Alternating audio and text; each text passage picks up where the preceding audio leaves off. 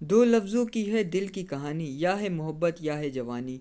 ये सुपरहिट गाना 80 के दशक में रिलीज हुई फिल्म द ग्रेट गैम्बलर का है। इस गाने को दो बातों के लिए सबसे ज़्यादा याद किया जाता है।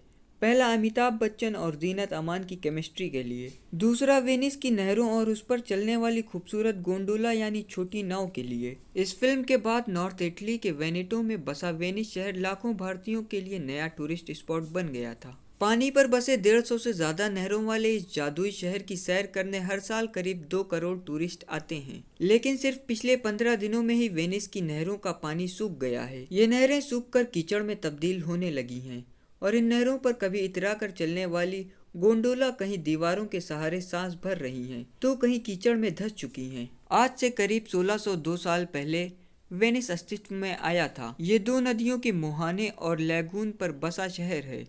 लैगून यानी किसी समुद्र के किनारे पर बनने वाला उथला जल क्षेत्र जो प्राकृतिक वजहों से समुद्र से पूरी तरह कट गया हो। उदाहरण के तौर पर ओडिशा की चिल्का झील को लीजिए, जो महानदी के साथ आए मिट्टी के भंडार के कारण समुद्र से अलग हो गई। इस प्रोसेस को सिल्टिंग कहते हैं। 2019 में तो बारिश के बाद शहर में इतना पानी भर गया था कि यहाँ की इमारतें 6 फीट तक पानी में डूब गई थीं।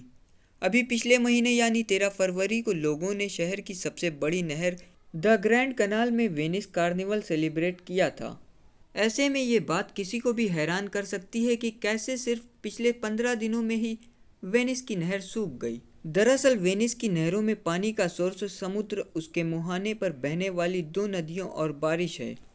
यहाँ के पर्यावरण पर काम करने वाले संगठन लेगाम्बिएंट के मुताबिक पिछली गर्मियों के बाद से बारिश नहीं होने के कारण यहाँ की नदियों और जलाशयों में पानी की भारी कमी हो रही है। इटली की सबसे लंबी पो नदी में इस समय पानी सामान्य से 61% तक कम है। नदी में पानी कम होने से और बारिश नहीं होने से नहरों में पानी कम होना स्वाभाविक है।